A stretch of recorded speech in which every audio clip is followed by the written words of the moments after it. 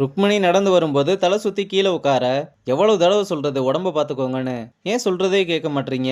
எதையாவது யோசிச்சுக்கிட்டே இருக்காதீங்கன்னு மாணிக்கண்ணனை கூப்பிட்டு ருக்மணி மேம் ரூம்ல பிபி டேப்லெட் இருக்கும் எடுத்துட்டு வாங்கன்னு சொல்றான். அவரும் வேகமா போய் எடுத்துட்டு வந்து கொடுக்க ரங்கனும் அதை பிரிச்சு கொடுத்து டேப்லெட்டை போட வைக்கிறான். நீ எனக்காக தானே சென்னையில இருந்து வந்த ஆஃபரை வேணாம்னு சொன்ன. ஆனா நீ உனக்காக இந்த ஜாப் ஆஃபரை எடுத்துக்கணும். அப்புறம் நீங்க எப்படி இங்க தனியா மேனேஜ் பண்ணுவீங்க? நீ வர்றதுக்கு முன்னாடி நான் மட்டும் தானே ஹேண்டில் பண்ணேன். அப்ப இருந்த நிலைமை வேற, இப்ப இருக்க நிலைமை வேற. நான் எங்க அம்மா விஷயத்துல பண்ண தப்ப உங்க விஷயத்துல பண்ண மாட்டேன். அவங்கள நான் தனியா விட்டு போய் என்னாச்சுன்னு தெரியும்ல. ஃபர்ஸ்ட் நீங்க இதெல்லாம் போட்டு குழப்பிக்காதீங்கன்னு சொல்றான். இங்க பசங்களாம் படிச்சுக்கிட்டு இருக்கும்போது மாத்தையன் வந்து, எல்லாருமே படிச்சு ரொம்ப டயர்டா இருப்பீங்க, உங்களோட ரெஃப்ரெஷ்மெண்ட்டுக்கு ஒரு ஐட்டம் கொண்டு வந்திருக்கேன்னு அம்மா பண்ண பால்கோவா எடுத்துட்டு வந்து கொடுக்க மணி ரொம்ப அவளா வாங்கினதும், இருடா ஃபர்ஸ்ட் நீ தான் சாப்பிடணும்னு ஊட்டி விடுறான். அவனும் டேஸ்ட் பண்ணி பார்த்து உங்க அம்மாவுக்கு இவ்வளவு நல்லா சமைக்க தெரியுமான்னு கேட்டா எனக்கே இப்பதான்டா தெரியும்னு சொல்றான். அப்புறம் எல்லாருமே சாப்பிட்டு பார்த்து சூப்பரா இருக்கு, டேஸ்ட் வேற லெவல்னு பாராட்டி தள்ளுறாங்க. அப்ப ஜாக்கி இருக்கதை பார்த்ததும், டேய் முடிச்சிடாதீங்கடான்னு வேகமா வாங்கிட்டு வந்து அம்மா பால்கோவா பண்ணிருக்காங்கடான்னு கொடுக்க அவனும் சாப்பிட்டு பார்த்து, ஏண்டா வரும்போது இவ்வளவு உண்டா எடுத்துட்டு வருவ, ஒன்னும் பிரச்சனை இல்ல, ஃபுல்லா நீயே சாப்பிடு, அதெல்லாம் வேணாம், உன் ஆள் வேற இருக்கா, போய் பசங்களுக்கு எல்லாருக்கும் கொடுன்னு சொல்றான். அவனும் அப்புறம் தீயோ கிட்ட வந்து கொடுக்க அவ சாப்பிட்டுக்கிட்டு இருக்கும்போது அம்மா கால் பண்ண ஆன்சர் பண்ணாம கட் பண்ணி விடுறா.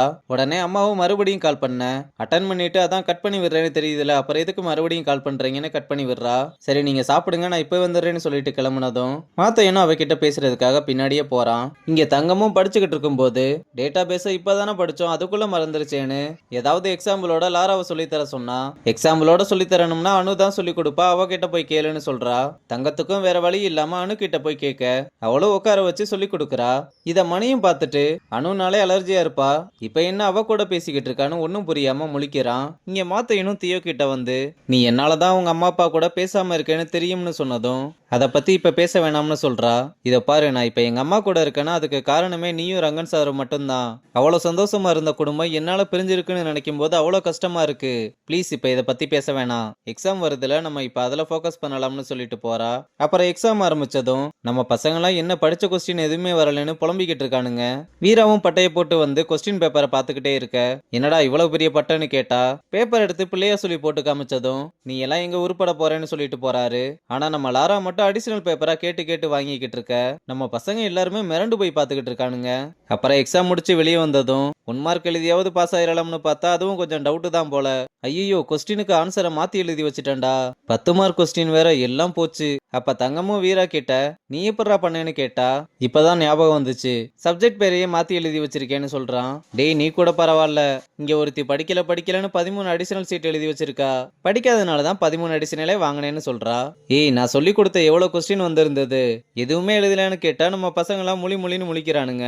அப்ப ஜாக்கி அனுவை பார்த்ததும் வேகமா வந்து எக்ஸாம் எப்படி எழுதுனீங்கன்னு கேக்குறான்.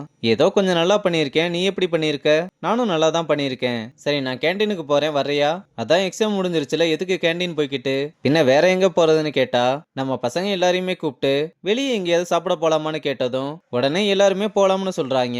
இங்க ராஜீவ் கூட வேலை பார்க்கற 2 பேரு மினிஸ்டர் துளசி கலந்துக்க போற மாநாட்டுல ஏதோ பண்ண போறாங்க, ஆனா என்ன பண்ண போறாங்கன்னு தான் தெரியலன்னு பேசிக்கிட்டு இருக்கும்போது ராஜீவ் வந்து மாநாட்டை பத்தி ஏதோ பேசிக்கிட்டு இருந்தீங்கல்ல, அதுல யாராவது இன்வால்வ் ஆயிருக்காங்களான்னு உங்களுக்கு தோணுதான்னு கேக்குறான். அதுல பாஸ்கர்ன்ற மினிஸ்டரோட பேரு இன்வால்வ் ஆயிருக்கதா கேள்விப்பட்டோம். பாஸ்கர்னா துளசியோட அலிகேஷன்ல சம்பந்தப்பட்டிருந்தாரு, அவரா?